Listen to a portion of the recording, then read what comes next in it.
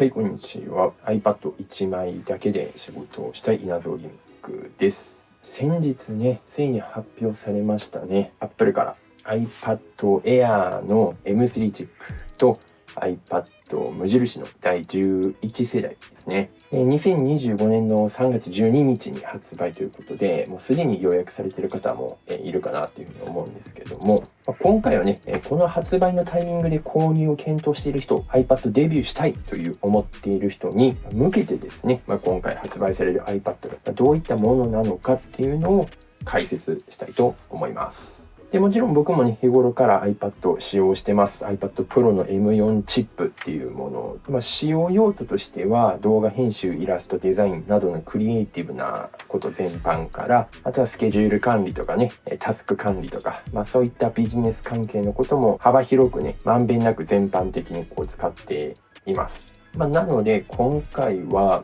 3つのね、視点に分けてどうなのかっていうのを解説できたらなと思います。1つ目の視点っていうのは動画編集者を目指す人にとってどうなのかですね。そして2つ目の視点はイラストとかデザイナーさんにとってどうなのか。そして3つ目は学生さんたちですね。にとってどうなのかっていう視点でお話ししていこうかなと思います。今回のお品書きはこんな感じです。そもそも M3 チップとかね、CPU、GPU って言われても分からへんっていうね、人もたくさんいると思うので、そこにね、まず簡単に触れるというところから始めたいと思います。それを踏まえた上での2つ目、スペックをまず比較しましょうっていうところですね。3つ目から動画編集をする人の視点と、イラストレーターさん、デザイナーさんの視点、そして学生さんたちの視点、このね、順番で話を進めていこうと思います。はい、それでは早速解説を進めていきましょう。はい、まずね、一つ目なんですけど、スペックの比較以前、そもそも M3 チップ、CPU とか GPU とかね、言われてもよくわからんっていうね、思ってる方もたくさんいらっしゃると思いますので、はい。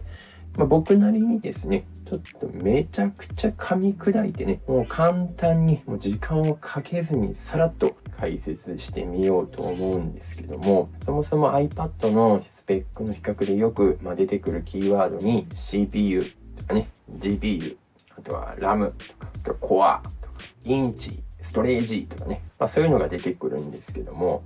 これらは一体何ぞやっていうのをもうひとまとめにしてみました。簡単に言うと iPad をもう会社やと思ってください。これドーンって1個会社設立みたいなね。はい、でこの会社のまず大きさっていうのが11インチと13インチで大きさが違いますよねと。もう物理的な大きさです。これは11インチの方が小さくて13インチの方が大きいですよね。だから会社の物理的な大きさとしては13インチの方が大きい。これはもう説明しなくてもわかるとは思うんですけども、ただ会社がでかいからといってその会社が優秀かどうかっていうのはまた別の話ですよね。そこで出てくるのが CPU と GPU と RAM と Core のこの4つ。もう丸々4つセットで覚えといてもね、いいぐらいなんですけども、これをね、もう本当に専門的なことを抜きにして CPU、GPU、この RAMっていうこの3つはこの会社の中で働く社員さんです。スタッフです。その中でも CPU と GPU っていうのは現場で働くスタッフだと思ってください。もう窓口です、この会社の。はい。そこでね、バリバリ働く2人。そして RAM っていうのはどっちかというと本部のマネージャーみたいなもんだと思ってください。なので、この RAM っていう本部のマネージャーから CPU とか GPU にあれやっといてこれやっといてっていうふうにね、指示を出すみたいなっていう、そういう組織図をイメージしてもらえると分かりやすいかなと思います。で、その中で CPU 君っていうのがね、一人社員でいるんですけども、この人はですね、めちゃくちゃもう目の前の一つのタスクをこなすのがめちゃくちゃ早い。つまり1個のことだけに超集中という能力を発揮できる。それが CPU 君です。そしてそれと同僚で GPU 君っていうのがいるんですけども、この GPU 君はどちらかというと複数のタスクっていうのを結構まんべんなく遠目で目細めながら、これこうなってるなみたいな感じで把握するのが上手っていうね、役割をそれぞれ持った社員が2人いるんですね、この会社の中に。っていうふうに考えた時に、ラムっていうのはさっき言った通り本部の人間やから、やはりこの会社全全体のことを見渡せておかないとダメですよね。全体的に見渡せるような立ち位置にいるというのがこの RAM だと思ってください。超集中型1点のタスクだけこなす CPU 君。そしてちょっと遠目で見て複数のマルチのタスクをまんべんなくこなせる GPU 君。そして本部でマネージャーとして RAM 上司ですね。RAM 上司がまんべんなく会社のその進捗の状態を見て、ちょっと CPU 君そこ自分だけ先進みすぎやからちょっと速度落としてもいいよみたいな感じで指示を出す役みたいなね。そんな感じのイメージです。もうそれ以上は説明しません。で、コアっていうね、ものもありますよね。これはね、もう人数だと思ってください。CPU 君、GPU 君、登場人物は全部1人というふうにカウントしてましたけども、コアっていうのは、それの人数です。8コア CPU だったら、8人の CPU 君がもう超集中型で1個のタスクをこなしている。で、9コア GPU だったら9人の GPU 君がいるよっていう、その社員の数ですね、単純な。それをイメージしてもらうと分かりやすいかなと思います。そして最後にストレージっていうのもあります。これをね、iPad のこの会社の中に用意されている倉庫みたいなものですね。書庫でもいいですね。なんか会社の大事なものとかなんか備品とかをとりあえずこの部屋に預けとこうみたいなっていう風に用意されているその部屋、倉庫の広さを表しております。さっき言ったインチっていうのは iPad の大きさ、会社のでかさを言いました。11インチよりも13インチの方が会社は物理的にはでかい。けども、中で用意されている倉庫は、もしかしたら11インチの会社の方が大きい倉庫が用意されている可能性もあるし、大きい会社だからといって、その分大きい倉庫が用意されているとは限らないよね、という話になるわけです。これももちろん購入するときに選べます。今の話を踏まえた上で、次の項目ですね。スペック比較のところを見てみましょう。わかりやすかったかな？どうやろう？はい。それでは2つ目の項目。いよいよスペック比較。iPad Air の M3 チップと無印 iPad の11世代。この2つですね。今回はディスプレイのサイズ。さっき言った会社の物理的なデカさっていうのは、iPad Air っていうのは11インチと13インチの2つの会社から選べますよと。さっきのね、せっかく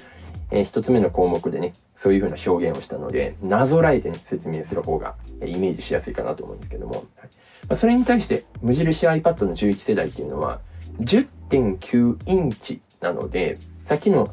Air の11インチよりも若干小さいぐらいの感じです。もう、2つ並んでて、遠目に見てもようわからんぐらいのレベルで小さいですね。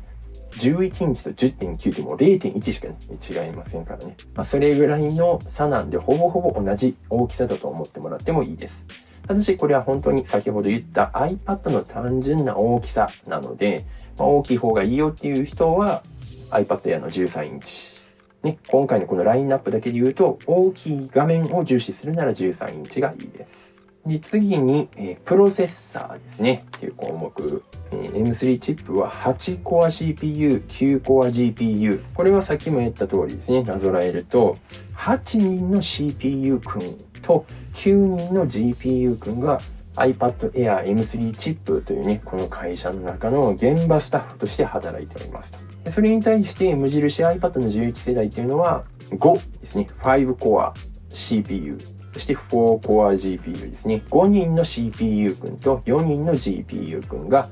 無印 iPad11 世代という会社の現場スタッフとして働いてますと。今の比較だけで言っても、やっぱり人数は iPad Air M3 チップの方が多いわけですよね。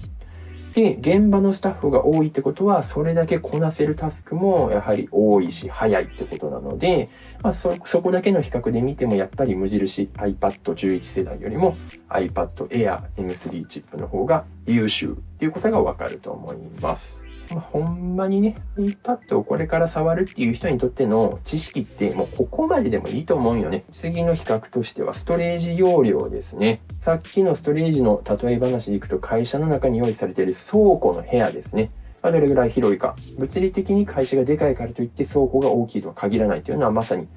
ここの話になるんですけども、これに iPad Air の方はそれぞれ128ギガ、256ギガ、512ギガ、1TB というふうに4つの倉庫が用意されているわけなんですね。で、それに対して iPad 無印の11世代は128ギガ、そして256ギガと512ギガの3つですね。iPad Air の13インチっていう大きい会社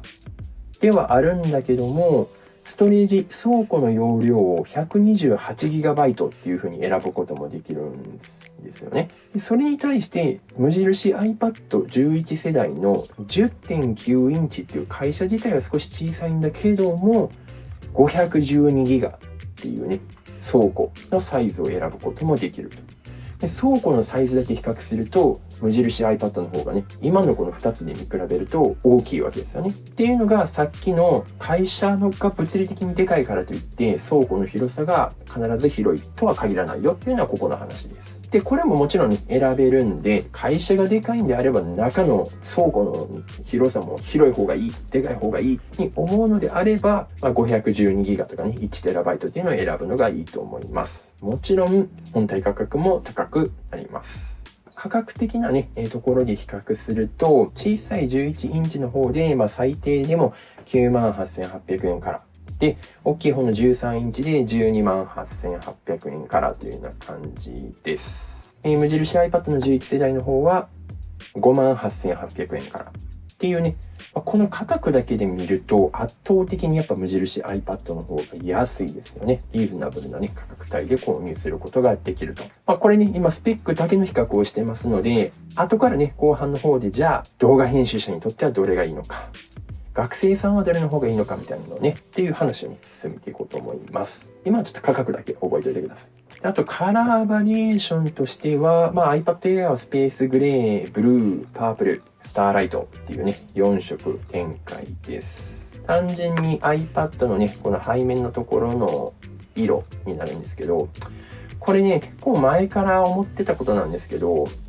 僕はこうやって iPad に結構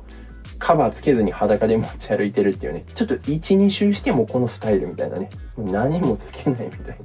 はい。っていうわけではないんですけれども、はい。ちょっとね、熱を逃がすためのね、プレートっていうのをこうやって貼ってるせいで、カバーをね、つけることができないという、そのちょっと諸刃の剣的なね、シートをちょっと貼ってしまってるので、カバーもね、ちょっとどうにかしたいとは思ってるんですけども、現状ちょっと、こんな感じです。僕のね、iPad は。さっきのね、昔から思ってる話でいくと、ここの、ね、背面の色、何色にしたって、カバーつけてしまうと見えなくなるっていうことの方が多いんじゃないかなって思うんですよね。僕みたいにこの一周回ってリスキースタイルがいいっていう人は、カラーでね、自分の好みのものを選んでもらってもいいと思うんですけども、これね、僕は何色でも正直カバーつけるんであれば、何にも見えません。もう1、2年後ぐらいにカバー久しぶりにめくったら、そういえばブルー選んでたんやった、みたいなとかっていう風に、もう忘れるぐらい色はあんまり重視しなくてもいいんじゃないかなって。そう。で、欲しい色がなかったとかっていう風に、その欲しい色みたいなのを、最優先事項として持っておいてほしくないんですよね。それはさっき言った通り、どうせカバーつけて見えなくなるっていうところがあるんで、なんならカバーでね、自分の好きな色のものを選んで、カスタムしちゃった方がね、僕はいいと思うんですよね。なので、カラーは気にしないっていうのがね、ポイントです。ちなみに無印 iPad 11世代はカラーバリエーションブルー、ピンク、イエロー、シルバー。これも4種類展開ですね。はい。無印 iPad の方がちょっと華やかなカラーバリエーションですね。っていうのがね、以上がスペックの比較になります。はい。では続いてね、各それぞれ iPad を利用する人っていうのは目的があってね、購入すると思うんですけども、それぞれの目的別でですね、3つの視点でどっちの iPad の方がいいのかっていうのをね、解説していきます。まず1つ目の視点は動画編集者という視点ですね。はい。iPad でもね、いろんな動画編集ができるアプリっていうのがあって、僕だったら LumaFusion とか Waylo とかね、使っているんですけども、僕も実は YouTube のチャンネルも運営しながらですね、自分でここならとかでお仕事いただいて iPad で動画編集をね、する仕事もやっているんですけども、それを全部 iPad でね、こなしていかないといけないので、この iPad のスペックじゃちょっと厳しいなとかっていうのは、正直動画編集者目線が一番シビアだと思います。これ一番早いです。悩みません。今回の iPad Air M3 チップ11インチ、13インチ、そして無印 iPad の 10.9 インチ。3択だとしたら、まずちょっと無印 iPad はもう選択候補からなくなるかなっていうのは確実です。CPU 君と GPU 君の人数がちょっと人員不足かなっていうところもありますし、あとはね、ストレージ。iPad 株式会社の倉庫の広さっていうのもすごい気になっちゃうんですよね。一応ね、この無印 iPad でも 512GB っていうのが用意されてるんですけども、最低でも 512GB いるかなっていうところが正直な感想です。なので 128GB、256GB で iPad 使って動画編集やろうっていう人は、ちょっとした趣味レベルとかね、強いて言うならショート動画に特化した編集をするっていうのであれば、ショート動画でね、1分前後ぐらいのものなので、耐えるかなっていう感じですね。それよりも本編動画、10分以上、30分の動画とかっていう風に、本格的な編集とかになってくると、もう512ギガ以上、今回のラインナップでいくと 1TB っていうのも用意されているので、どっちかかなって感じですね。さっきの人員不足っていう理由でちょっともう無印 iPad の方はもう選択候補から外すんですけども、M3 チップのストレージの512ギガか 1TB かって言ったら、大きいに越したことはありません。ちなみに 1TB まで行くと、金額的には20万超えですね。はい、自分自身に資金がね、余裕がある人は頑張って買ってください。もしくはスポンサーにね、おばあちゃんがいるよっていう人は、ちょっと融資、もらってですね、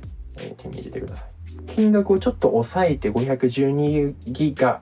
にしたとしても、今ね、iPad っていうのは外付け SSD って言って、そのメモリ容量、この倉庫を街中にあるトランクルームみたいなのありますよね。これ買うことができるんですね。倉庫を。今回のこの SSD っていうのは、倉庫を会社の横にひっつけるみたいなね、ことができるのがその SSD になるんで、SSD は1TB とかね、1万円前後とか、今ね 8TB の SSD とかも出てき始めてるので、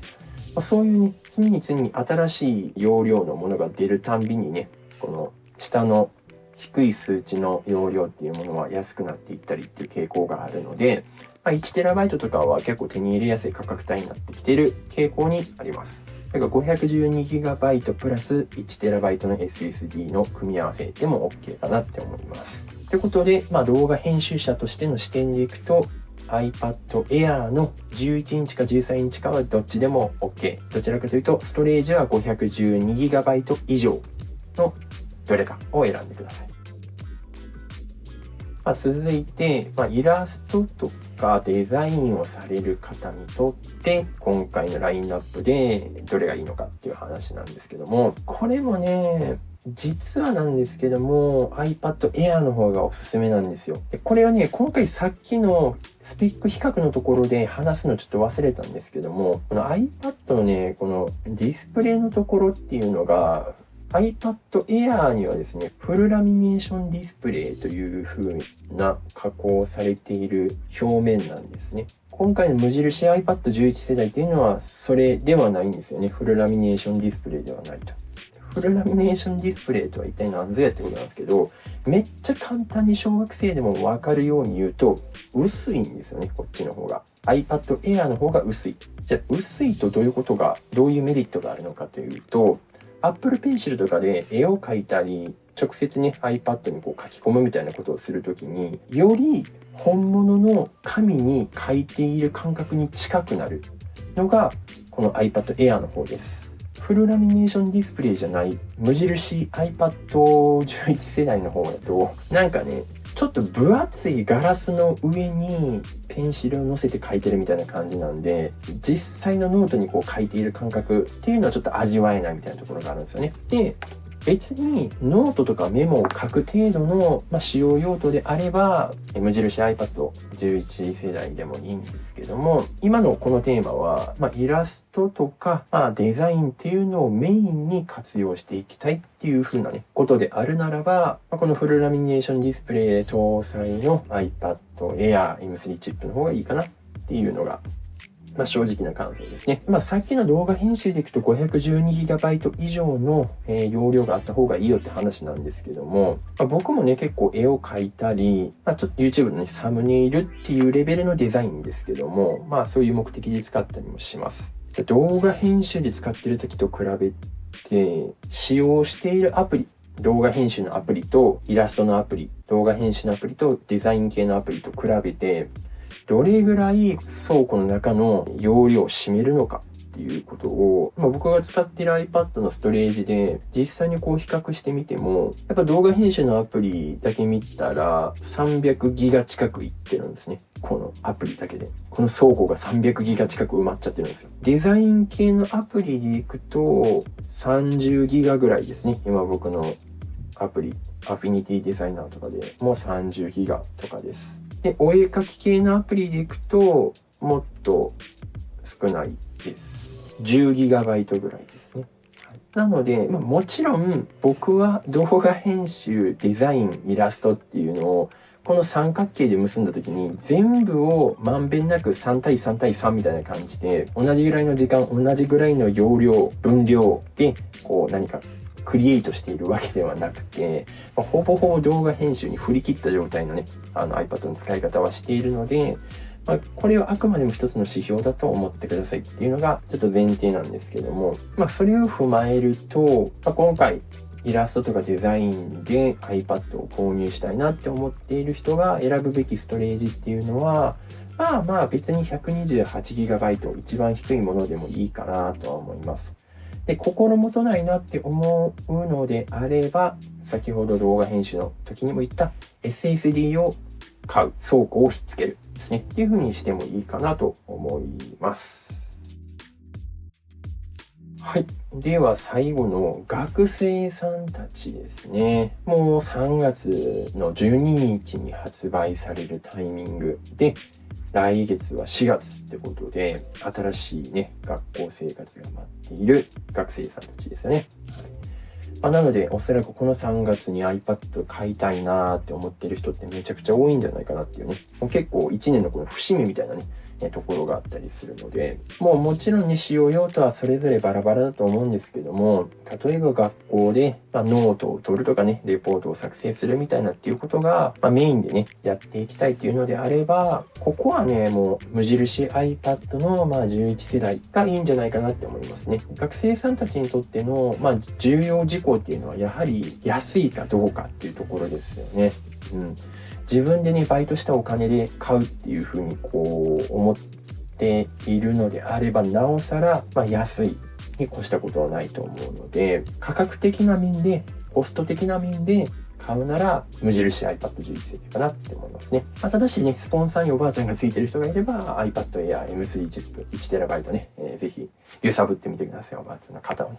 そこはね、それぞれのこの家族構成とかね、バックグラウンドとかがね、違うので、なんとも言えないところもあるんですけども、一般的な学生っていう目線からいくと、リーズナブルである方が絶対嬉しいと思うので、ダントツでやっぱり、無印 iPad11 世代っていうのが人気で売れていくんじゃないかなっていうふうに思います。で、大体あとは動画視聴をしたりとか、オンライン事業、ビデオチャットのアプリとか使ってやるとかっていう使用目的になってくると思うんですけど、無印 iPad でも十分できます。動きます。で、学生さんの中でもクリエイティブなことを趣味として持ってるとかね、そういう学校の中の行事として使うだけじゃなくて、そもそも自分の生活の趣味の一つとして絵を描きたいとか動画編集をしたいとかっていうクリエイティブなことをね、に興味があるとか、もしくはそれにもうすでに取り組んでるみたいなってことであれば iPad Air をね、検討してもいいかなっていうふうに思います。そういうクリエイティブなことをしたいかどうかみたいなところがめちゃくちゃ大きく境界線をね、引く部分になるかなって思います。で、もちろん、さっきのスペック比較のところで言うの忘れてましたけど、どっちも iPad Air も無印 iPad の方もね、Apple Pencil が使えるものなので、無印 iPad の方でもノートとしてね、書き込んでいけます。以上を踏まえてですね、今回の項目を全部ひっくるめた上で、自分にとってね、どの iPad が一番合ってるのかっていうのをね、プを決めるための一つの参考としてね、この動画が役に立っていればね、嬉しいなというふうに思っています。はい。僕はこれ M4 ですね。M4 チップの iPad Pro って言いましたけど、冒頭に。これの前はですね、M1 チップの iPad Pro を使ってたんですね。それに比べたら今回の iPad Air M3 っても3倍なので、その時の iPad Pro よりも、確実に性能的にはいいでしょうし、で、僕がこの M1 チップを使ってた頃はじゃあどうだったのか、全然変わらず動画編集もイラストも、デザインもできます。何不自由なく、動画に関してはどんな編集をするかによってはちょっと重たくなるみたいなのねありますけど、それに関してこの M4 チップの今現在でさえも重たくなるのは重たくなるので、はい。そこはね、今後もどんどんアプリの開発側も改善していくことでしょうし、Apple も改善していくものだと思います。というような感じで以上となりますが、今回のテーマに関しての感想等ありましたらコメント欄の方にお寄せください。皆さんね、今回のでどの iPad を購入するか決まったよっていう人もぜひね、コメント欄の方で教えてください。はい。それでは本日は以上となります。